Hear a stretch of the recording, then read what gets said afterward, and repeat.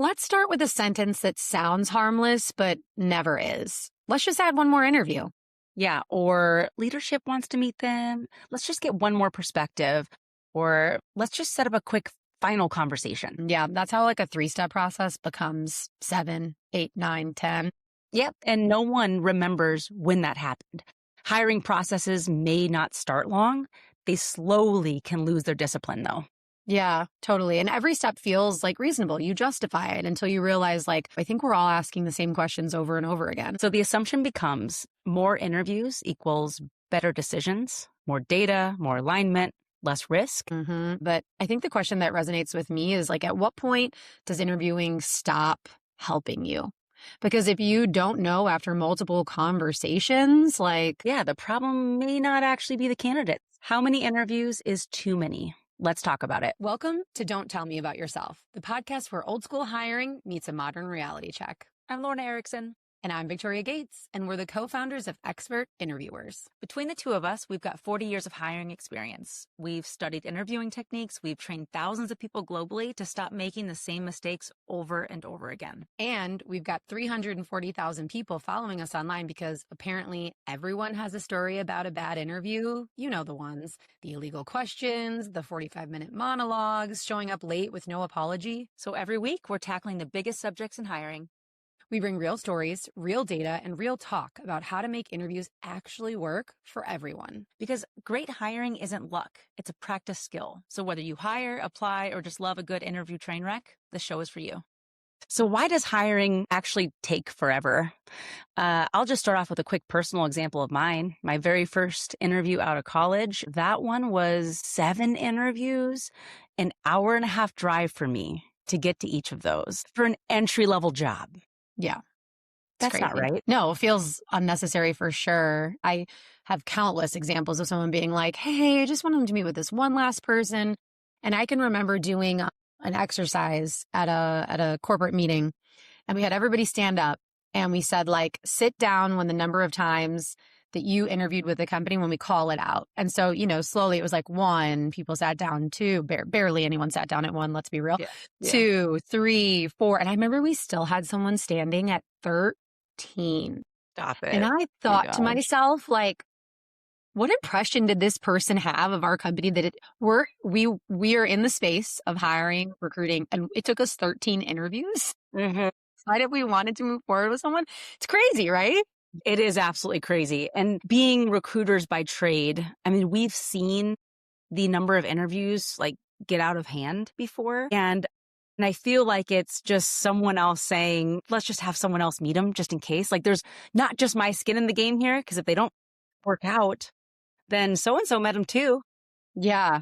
Right. Like it kind of passes the responsibility. Like you can't be wrong if someone else helped you make that decision, right? It's like, right. Dribble, pass. Right, exactly. Yeah. And I also think like, so there's not somebody who's like specific for it, but nobody's responsible for the decision. But also if nobody's responsible for the decision, then like have people even aligned on what they're looking for? Have they defined what it is? Like, how do you, if you've never learned a lesson, how do you take a pop quiz or a test and get the answers to the test right? You've never learned it. You've never defined it. You've never laid it out there. It doesn't make any sense. Right. Yeah. To me, it just seems like rightfully so, there's not a lot of confidence. So they're like, just quick, get somebody else's eyeballs on here. That's going to make me feel better.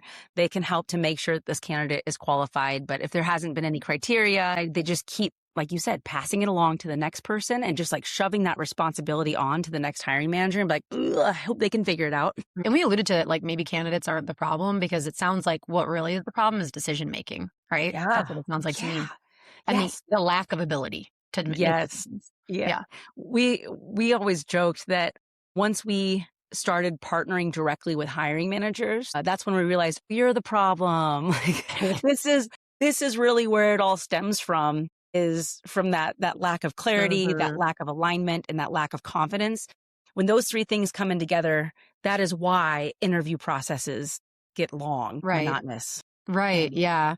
Because I think you think adding more information will help you. Like, let's keep adding people. Let's keep widening the net. Let's keep get more opinions, and you think that'll help you reduce risk, or it'll help you just like make a more confident decision. But really it's just noise from my perspective. It's just Right. like, and chaos. Yeah.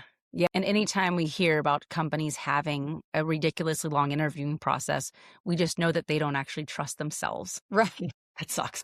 It's like, wow, could you be more insecure? Could your attachment style be worse? Like, I know. hello, red flag. Right. Yeah. Because you're not going to add steps to your process when you feel really good and you have a solid, structured process in place. You're not Yeah. going to need to. That's the whole point. Right. It's so interesting because so often, and I'm a data nerd, self proclaimed data nerd. I love to look at numbers, and I'm our CFO behind the scenes here. I'm always doing spreadsheets and PowerPoints and all that. So I'm someone who loves data. And I think that when you bring in more of that, it sometimes can feel like data can feel super comfortable. But to me, it's like when it's not also from the right people, like who is Yeah. that noise coming from? Mm-hmm. Where is it coming from? And what is the actual quality of that data? I Yeah. think those are all questions I have when it comes to like the more data thing, or that objection, I guess. Yeah. More data and more signals without clarity on the front end is just more bias, and it gets louder and harder to analyze all of the random opinions. I mean, the saying, like, there's too many cooks in the kitchen.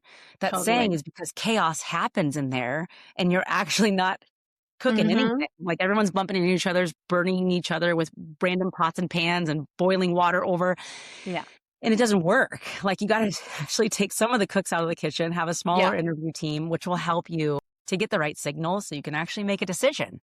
Percent. Like if I'm working in a kitchen, I want to work in, if anyone's watched The Bear, one of my favorite shows on Hulu, that's the kind of kitchen I want to work at. Structured, organized, everyone has their roles, everything comes together, served on a beautiful plate, That's the kind of kitchen I want to be in, Yes. please. Please leave me out of your chaos kitchen. Yes. I'm Yeah. all good. Everyone has their role, because can you imagine like two people chopping potatoes and like all you're going to have way too many potatoes for dinner? It's like, no, one person does the potatoes. Then you Yeah. pass it down to the next person. They do the sauce. Yes. It's the same thing with interviewing. It's like it gets redundant and you're going to have too much of something and you're not going to have a complete meal at the end of it. We really took that bear Love it. analogy pretty far. I'm here for it. We should have more tangents about TV shows and metaphors. I'm here for it.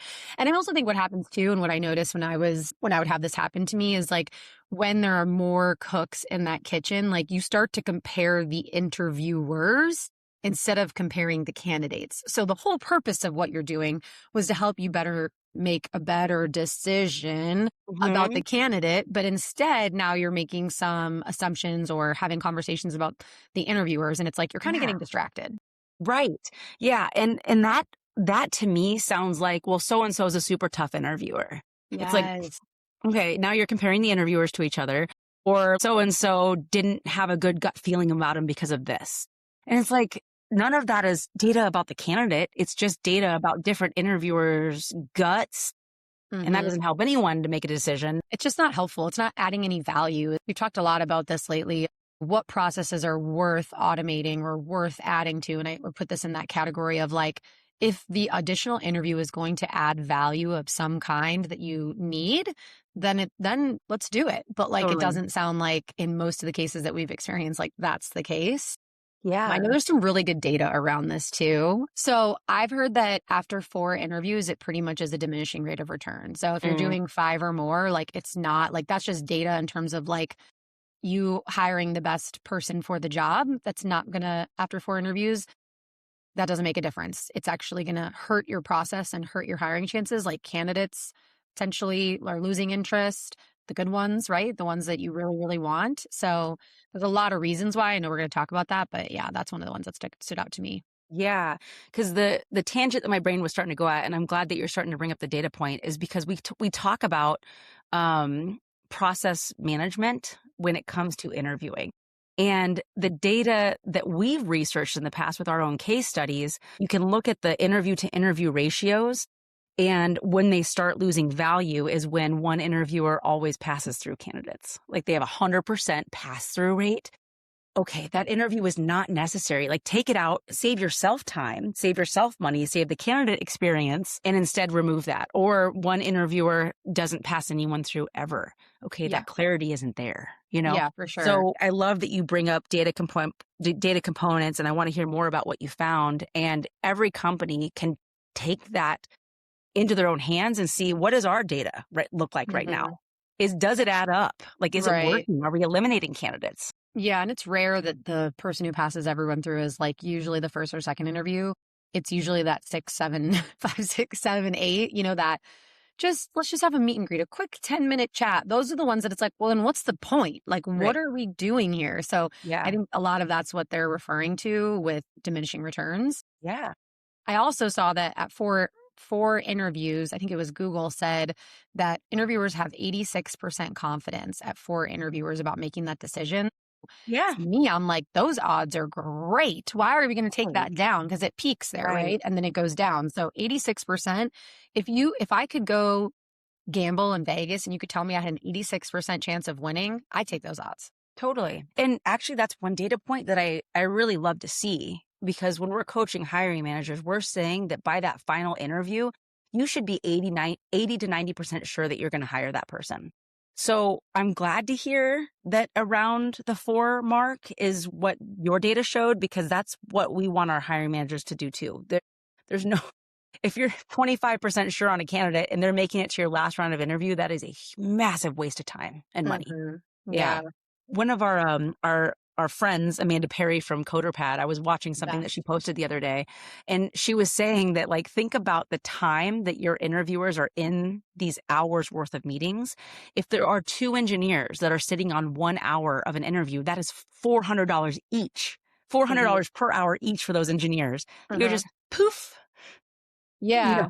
Yeah. So you're getting into like really the hidden costs, I guess, of over Oh, yeah. interviewing that we're Yeah. talking about. Like those it's like there are sort of things that you can't even necessarily quantify. You Yeah. can think about your own time. Usually everybody's like, what does it say? Like when you think it's about you or anything else, like it's not, usually people are thinking about themselves. So Yeah. oftentimes, right, you're not thinking about the collective and the loss of productivity, the loss of salary, project work, time, all of that, your Yeah. actual hours that you're talking about, but also just like you're probably who's interviewing people, it's your top performers. Yeah. So those people who are the most productive are being pulled away from their job to do interview Yes. number 6 because you didn't Yeah. know during the first 5. Right, right. So far, we've been talking about like the number of interviews, but I also know, like, why do interview processes, why are they so long? Because sometimes there can be weeks or months between each of So those. true. And then the hidden cost in that is like all of your projects that you're hoping to progress during that time with this new critical hire that you needed, that's being delayed and pushed Right. back. Yeah, So yes, the number of interviews is a problem, but the amount of time, and that's one of the biggest candidate complaints that we hear too, in terms of totally. hidden cost, is the amount of time between interviews. Yep. It's a killer too. Absolutely. Like they get tired, they're frustrated. Yeah, I saw that the average time to get hired is like 2 months. That's a long time to be it is. without work. If you're without work or to be looking and to stay engaged, like Yeah. I got to be honest, like if let's say, I'm not, but let's say I was single and I went on a date and then I didn't hear from the person for another month, I would think they're not interested in me. Totally. Like I would be like, I'm sorry, you didn't schedule a date with me. And then Right. for You like a didn't month talk or to me two, for like, what are 4 we weeks. doing here, people? What are we Right. doing? It's just like Right. insane. Both the candidate and the company want to feel wanted, but being Totally. organized on the front end to be able to make that process flow in the right time frame, Yeah, that's care, it is. It Yeah. The is. And the so Brene Brown saying again that clarity is, what is that again? clear is kind. Clear is kind. See, that comes up so often. Love you, And it's just Renee. Hope you're important. listening. Yeah, I know. Oh my God. Oh my Can God. you imagine? Okay, the last thing, and I mentioned this earlier, but I do think this is the one that we think candidates get forgotten about when we talk about a lot of this stuff. But like, what gets forgotten about even more is that candidates are interviewing you and assessing your processes. So what gets forgotten even more is like your brand, like that 13 interview person I mentioned at the beginning, like what perception do they have of how things go at our company? Now that example, they took the job, they were a recent grad and they needed this job and they took it. But a more tenured candidate, a more specialized candidate, they're not going to put up with a very inefficient process and go, is this how you guys operate? Like, Right. do I want to sign up for that? And that's something that you also can't measure. Totally. Yeah. There's an opportunity Because cost with it for if they, sure. and poor entry level candidates, I mean, they don't know what to expect. They're being asked legal questions. They're being asked all the things, and they don't even know that that's not what's supposed to be happening. But for an experienced person in the industry that sits in a pool of candidates that this company needs to also be dipping in from time to time, they are going to be the ones that are keeping track of how many interviews there were, how many repeat questions were they asked throughout the process. And that to them is going to be what they're shouting to all their, peers, partners, whatever it is. This company wasted hours of my time and I repeated the same stories over and over again. So kind of what we're saying is like slow hiring is not going to help you find better talent. It's probably going to filter out the talent that Mhm. you want, which is Sure. not good. No bueno. Right. Not something that I think any company would strive for. I agree with that. When do we notice that this process is breaking? We notice it at two main points. One, the beginning. If we're lucky enough to hear the intake, we're going to know that this process isn't going to work. It's not going to be clear in how you push forward. If we're not on the intake, then we can definitely figure out that this process is going to be broken and too long at the feedback stage. So if a candidate leaves after a few interviews and all we have is seems like a strong communicator, or they might be too polished for the job, or they're not detailed enough, and it's like all this like vague, random fluffiness, Mm-hmm. that's where people are like, I don't, I don't know. Let's just try again. Like they seem like they could be a fit. Let's just try again. And so they're adding an additional step and an additional process to that. And what we know is those additional interviews aren't going to clarify anything. Instead, they just add more and more confusion because people are using those same terms. They don't know how to extract the information they need. So you'll know it's broken from either the intake or the feedback. Listen closely to that. And that's where it's going to show up the most. And you're probably still going to end up with the issue that you started with is that you Mhm. still need somebody, you still need to hire somebody. Yeah. Like more interviews isn't helping you get to the goal, which is hiring more people. Like that Yes. we need to fill this job. Right. So it feels like it's really just getting in the way versus, again, adding value or helping that Right. process along. So we hear a lot though. We just need to see him one more time. I just want to Mhm. make sure, right? I want to hear what this person thinks. And like the pushback is like, okay, well, yeah, I guess it would be good if that executive or like they're going to Yeah. manage them. So I want them. I've heard this a lot. They're going to manage them. So I want them to meet them before they get hired. Right. What do you think of that? Yeah. Well, first, I always think it's funny that the manager has to be a part of the hiring process because how often do employees stay with one manager their entire tenure? Like it's so short-sighted. Are you hiring for the company or are you hiring for that one specific manager? Like, so that piece drives me bonkers. Facts, fitting facts. Yeah. Um, but I think it's good for us to talk about these kinds of objections that come up because many recruiters and even hiring manager partners are going to hear their peers say these kinds of things. And it is important to like stop, drop, and recalibrate. Wow. You just make t-shirts. I know. I feel like, recruiters, like they always feel like they're on fire. I'm like, maybe you just stop, drop, and recalibrate. That's just off, that's just off the dome. Who knows? I There need could to be a see it better word. in a skit coming up, please. I need you to integrate that. Thank you in advance. You're welcome. Um, that I think that recalibration is so important, and I think that could be as simple as hiring manager number 1 had this feedback. Hiring manager number 2 had this feedback. Neither one of them are aligned to the initial commitments that we said we had. Let's Yes. stop. Let's get on a phone call together and let's talk through this and redefine what success actually looks like here.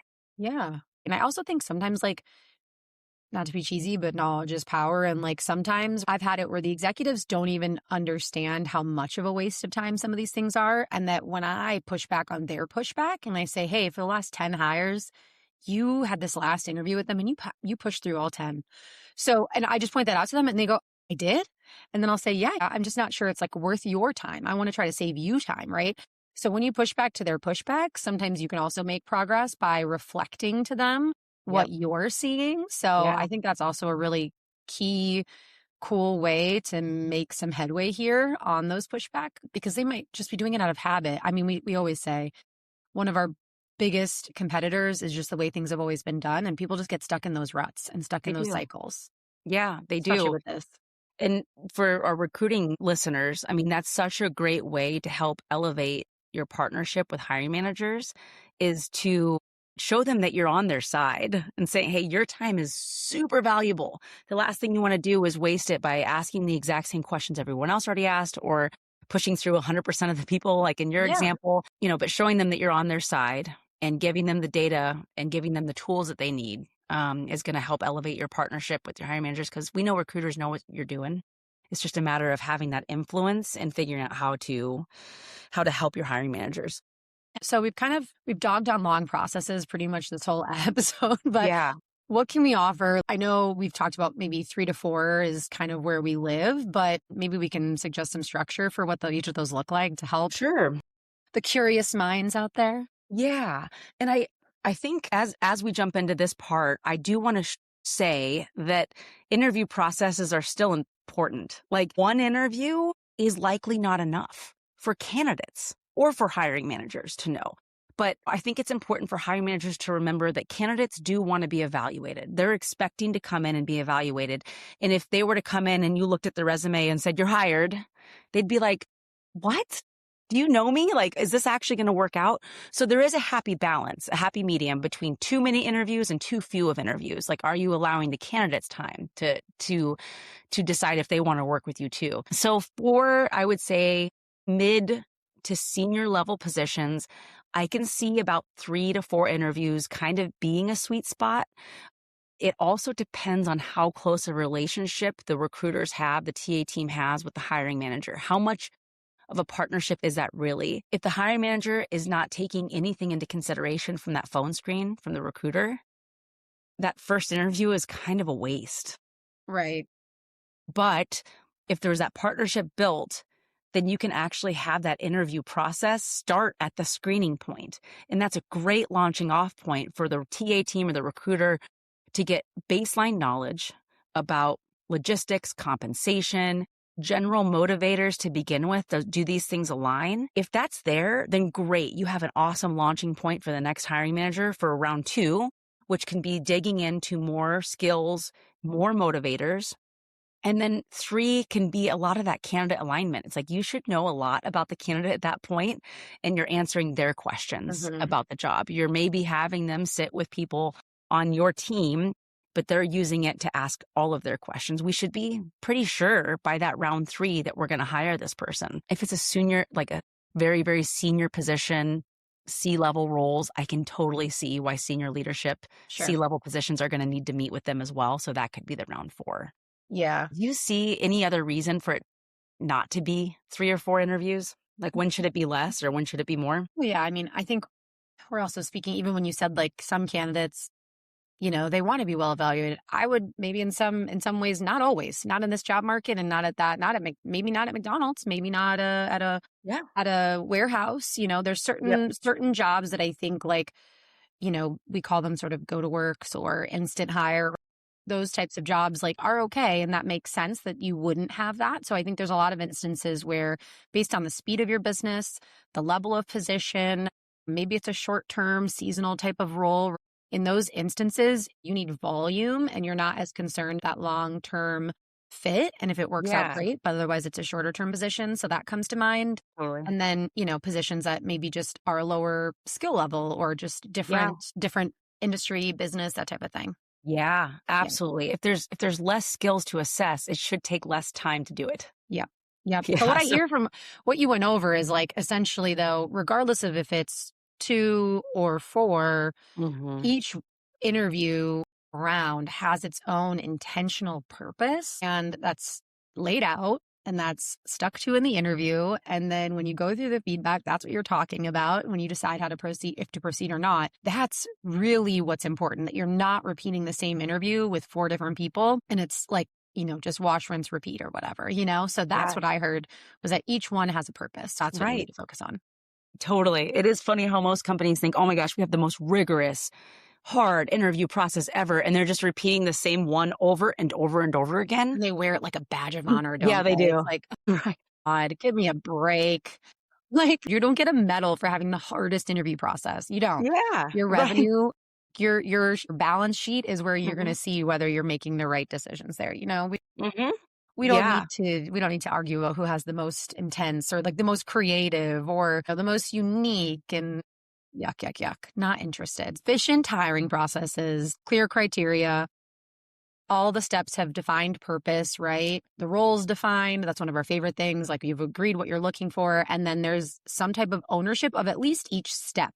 The overall needs an owner, but I think like there's someone who's in charge of making the decision at each step, whether that be in congruence with someone else or on their own, right? Yeah. Yeah. Yeah. I think that, I mean, the decision ownership of each step is important to say, hey, what I was responsible for uncovering, the candidate met, exceeded, or did not meet the Yeah. skills or motivators needed for this job. So like, each person has to do that throughout it. And so you're a decision maker for your specific process, but then one person at the end that can take everything together and be the one to keep the ball moving. If it doesn't work that way, obviously you'll just continue to have endless rounds. No hot potato of decision making. No, you take it. And then the same things over and over Yeah, and over again. Yep. absolutely. For sure. Um, so the goal isn't more interviews then, it's better ones. Is that what we're saying? Yep. Yep. You don't Nice. necessarily need any more data. You just need better evidence so that you can make better decisions. So in the end, like how many interviews is too many? Well, I think we figured out that it's not necessarily about the exact number, but it's about whether each one adds something new. And most companies just are keep repeating the same one like Groundhog's Day. So we've learned that today, haven't we? Yes. Yeah, it's the same questions, the same signals, different opinions, and it doesn't necessarily create clarity. It just creates more confusion. Yeah, and adding more steps like so many companies do. They're trying to feel certain, but certainty does not come from more interviews. It comes from better ones, clear criteria, structured evaluation, and defined roles. Yes, because if your interview process is solid and strong, like you don't need 7 opinions. It won't help. Mic drop. Boomsies. Boomsies. And honestly, like this feels like a great place to leave it because this is actually our last episode of the season. And we Yeah, have that went fast. loved doing this with all of you and having you along for the journey. If you think, though, for a moment that you're going to miss us, don't worry. We've got some live episodes dropping over the next few weeks, so you'll still hear from us. And then, of course, we'll be back with season 2 in the fall. You could say it. Me? I get to say it? I get to say it. You always say it. In the meantime, happy interviewing, everyone.